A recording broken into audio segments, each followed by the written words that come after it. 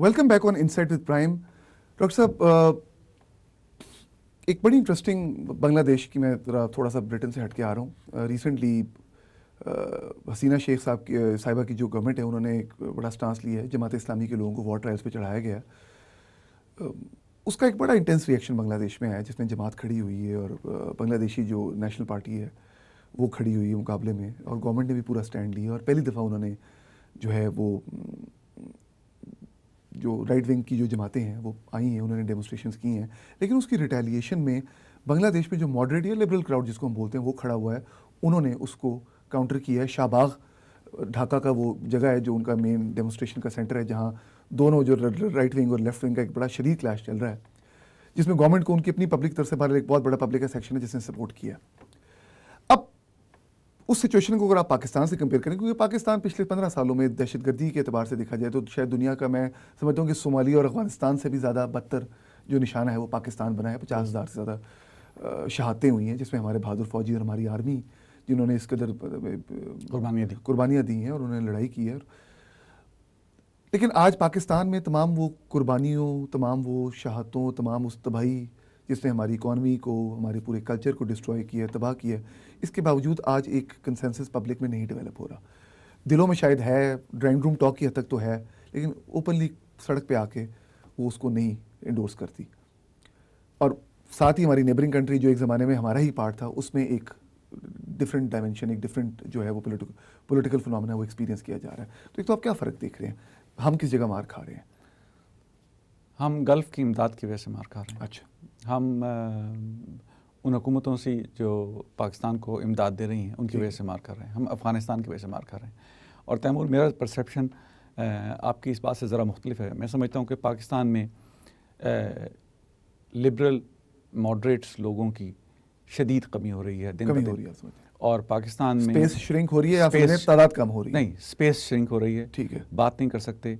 और जिस तबके में बात हो रही होती है या बात करने वाले होते हैं, उनके लोगों को इतनी बेदर्दी से, बेरहमी से कत्ल किया जाता है। देखिए, जिस तरह से वहाँ पर मिर्ज़ाइयों को मारा गया, ठीक है, 150 लोगों को मारा गया, तो हमारे बहुत सारे सियासतदान ये सोचते रहे कि क्या हमें अफसोस भी करना चाहिए या नहीं करना चाहिए। हिंदुओं ने माइग्रेशन शुरू कर दी, शियों को फोर्स्ड माइग्रेशन शुरू हुई, कन्वर्जन्स हैं, शादी करवाई, शियों को इस तरह से कत्ल किया जा रहा है। मुझे बताइए कि क्या डेमोस्ट्रेशन है?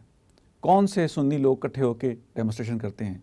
जो काबिल तारीफ़ बात है वो सिर्फ ये बात है कि इस तमाम तालिबान के दबाव, प्रेशर के बावजूद और मजहबी इंतहा पसंदी, बढ़ती हुई मजहबी इंतहा पसंदी के बावजूद, लोगों ने तालिबान की उस शरीयत के वर्जन को, जिसमें इलेक्शन और जमहूरियत नाम की कोई चीज़ नहीं है, उसको रिजेक्ट किया है, इंडोर्स नहीं किया, उसको आउटराइट रिजेक्ट किया, आउटराइट रिजेक्ट किया है। लेकिन ये बड़ी सिलेक्टिव रिजेक्शन है। इससे मुझे खुशी तो है, इससे मैं पुरएतमाद तो हुआ हूँ। लेकिन पाकिस्तान में अगर आप हिस्टोरिकली देखें, जो राइट विंग की जमातें हैं, जमात इस्लामी है और मौलाना फजलुर रहमान साहब का जो ग्रुप है, जमीयत उलमा इस्लाम है, और जो पाकिस्तान में ट्रेडिशनली कभी राइट विंग अलायंसेस बने हैं, when it comes to election, electoral space तो उनको आज तक कभी नहीं मिली है। एक आधी 2 सीटें लेने, 2 सीटें लेने, सोसाइटी कंजर्वेटिव भी हो या हो रही है, इसके बावजूद भी पाकिस्तान में सियासी जमातों का जो मजहबी जमातों का जो सियासी रिकॉर्ड है वो तो इतना अच्छा नहीं है। पार्लियामेंट में उनकी प्रेजेंस के हिसाब से कहीं ना कहीं तो हमें ये फील होता है ना कि अच्छा नहीं था, पब्लिक रिजेक्ट कर देती है। अच्छा नहीं था, है, अच्छा हो रहा है, अब हो रहा है, अब हो रहा है। और देखिए, अब आपको ये मुश्किल नज़र आएगी कि कौन सी पार्टी राइट विंग है और कौन सी पार्टी लेफ्ट विंग है। अब हाँ, बहुत बारीक थिन जो है लाइन रह गई है ये कहने में कि मैं समझता हूँ कि यकीनन सियासत की लीडरशिप में तो फ़र्क है तहरीक इंसाफ के और मुस्लिम लीग की, लेकिन पॉलिसीज़ में मेरा ख्याल है किसी कंट्री की जो पॉलिटिकल प्रोग्रेशन का जो 2 स्कूल ऑफ थॉट्स होते हैं, राइट विंग और लेफ्ट विंग, पाकिस्तान में लेफ्ट विंग आप समझ रहे हैं कि इंक्रीजिंगली ख़त्म हो गया। ठीक है,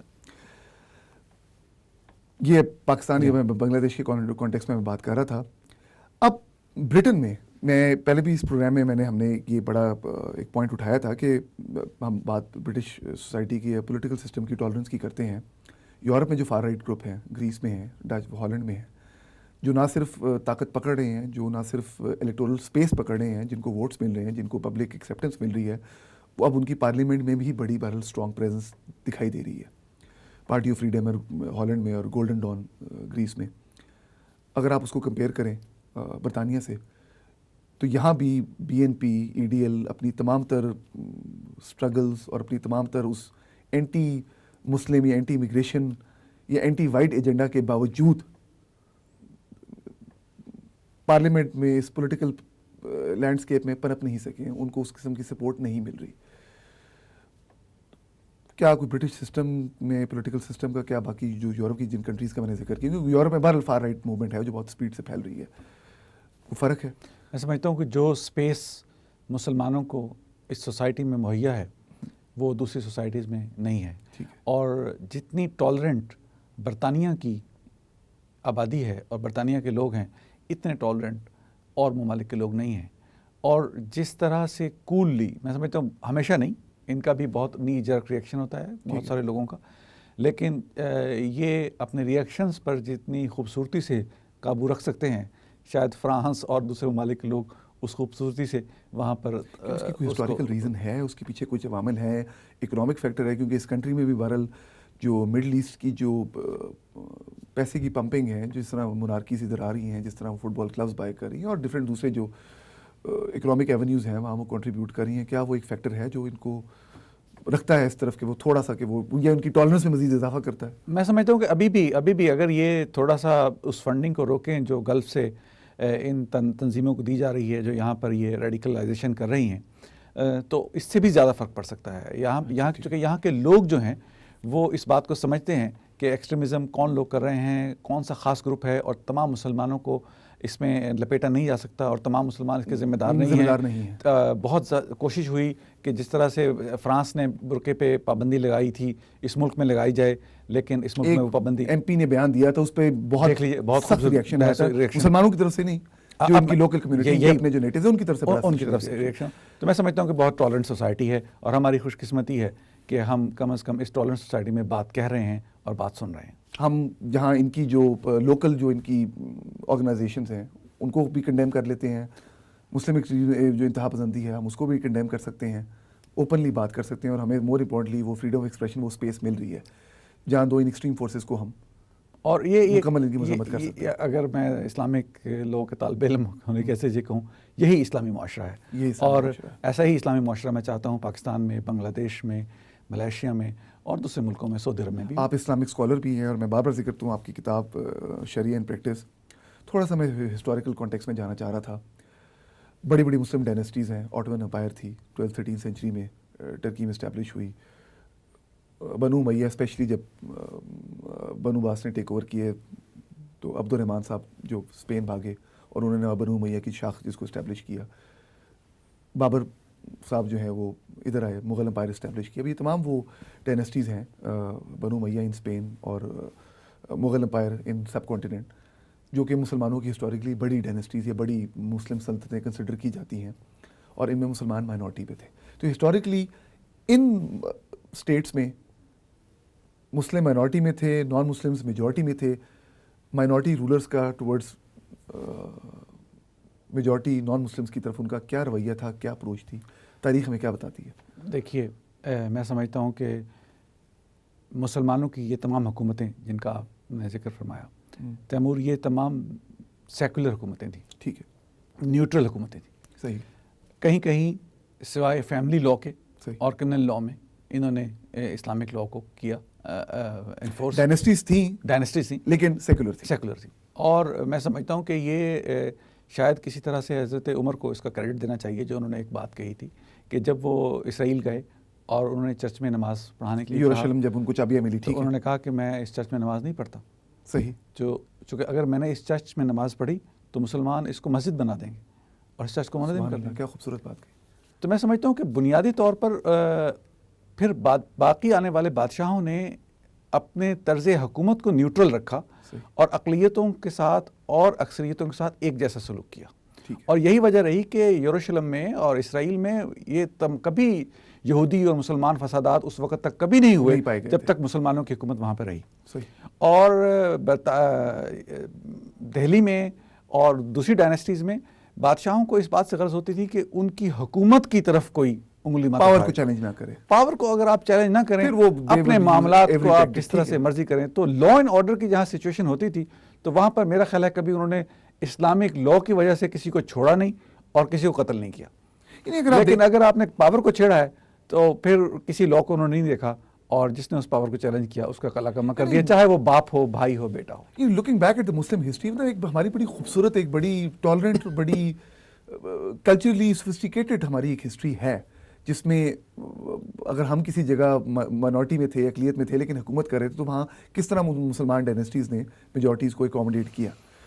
آخری سوال آپ سے, اس واقعے کے بعد, ولیج مرڈر کے بعد, جو دونوں سائڈز کی طرف سے ری ایکشن آیا ہے, جو برٹش گورنمنٹ کا سٹانس ہے, ڈیوڈ کیمرن نے کہا ہے کہ جی یہ ٹیررزم کی ایکٹیویٹی ہے, اور اس کو مطلب انہوں نے اس کو instead of using the word religious extremism, انہوں نے اس کو ٹیررزم سے لیبل کیا ہے. جس قسم کا سٹانس وائٹ برٹش آرگنائزیشنز کی طرف سے آ رہا ہے, جس قسم کا جو ایک سٹانس انجم چودھری اور ان سے جو افیلیٹڈ افراد ہیں ان کی طرف سے آ رہا ہے, اور جو ایک ماڈریٹ جو مسلم ہیں یا ماڈریٹ وائٹس ہیں ان کی طرف سے جو ایک رویہ آ رہا ہے, اس پوری سچویشن کو دیکھنے کے بعد آنے والے دنوں میں آپ برٹش سوسائٹی کو, are you seeing it as a more deeply polarized, deeply divided society, یا آپ سوسائٹی کوہیژن کو آتے ہوئے دیکھ رہے ہیں؟ ابھی نہیں, میں سمجھتا ہوں کہ ابھی وہ are you going to learn something out of it, یا آپ سمجھتے ہیں کہ یہ مزید division create all Muslims are going to learn something from it. نہیں, میں بات سب stakeholders کی کر رہا ہوں. all other parties will also learn from it. اور ڈیوڈ کیمرون کی اس بات سے میں اتفاق نہیں کرتا کہ ٹیررزم کی ایکٹیویٹی ہے. یہ ایک لیونیٹک شخص کا قتل ہے, بلا کسی مس انفارمڈ شخص کا قتل ہے. اس کا تمام مسلمان کی کمیونٹی کے کسی سے کوئی تعلق نہیں ہے. ایک خاص آدمی نے اپنی بنیاد پر فیصلہ کر لیا کہ مسلمانوں کے ساتھ ظلم ہو رہا ہے اور اس کا علمبردار بن گیا. آج وہ اخباروں کی زینت ہے اور وہ بہت اپنے آپ کو سمجھتا ہے کہ میں مسلمانوں کا ہیرو ہوں. وہ مسلمانوں کا ہیرو بھی نہیں ہے, وہ اسلام کا ہیرو بھی نہیں ہے, وہ ایک بہت مائنورٹی کا ہیرو ہے. اور اس مائنورٹی کی نہ صرف برطانیہ کی بلکہ دنیا کی کسی سوسائٹی میں اس کی کوئی جگہ نہیں ہے. لیکن وہ مائنورٹی تیمور ہر ملک میں ہر جگہ کسی نہ کسی نام سے ہے. یہاں اور میجورٹی کو ہوسٹیج کرنے کی بھی اس کوشش کرتی رہتی ہے. بدقسمتی سے اس ملک میں وہ اس مائنورٹی میں مسلمانوں کا کچھ حصہ ہے. ادروائز ہر معاشرے میں اس قسم کے لوگ پائے جاتے ہیں ایکسٹریمسٹ ایلیمنٹس ہیں. ڈاکٹر طاہر واسی صاحب, پرائم ٹی وی میں آپ کی آمد کا بہت بہت شکریہ. بہت شکریہ آپ کو بلانے کا. ناظرین, یہ تھے ڈاکٹر طاہر واسی صاحب, ایک اسلامک اسکالر ہیں, آتھر ہیں, پی ایچ ڈی انہوں نے کی ہوئی ہے, ریلیجس کریڈینشلز ان کے ہیں, اسکالرلی کریڈینشلز ہیں. بڑی خوبصورت گفتگو کی ہے, کچھ بڑے اہم نقطے انہوں نے ریز کیے ہیں. ولیج مرڈر کے حساب سے, برطانیہ میں مسلم کمیونٹی کے رول کے حساب سے ہمارا کیا رول ہونا چاہیے. تھوڑا سا آج کی ڈبیٹ کو ہم نے ایک ریلیجس اینگل سے بھی ڈسکور کیا, ایکسپلور کیا ہے. کچھ ہم نے سیاسیات کے حوالے سے بھی بات کی ہے. امید ہے آج آپ نے ہمارا پروگرام دیکھا. ہمیں اپنی فیڈ بیک سے ضرور آگاہ کیجیے گا. ہمارا ای میل ایڈریس insightwithprime@primetv.tv. مجھے اپنی دعا میں یاد رکھیے گا. میں آپ کا ہوسٹ تیمور اقبال. اللہ حافظ.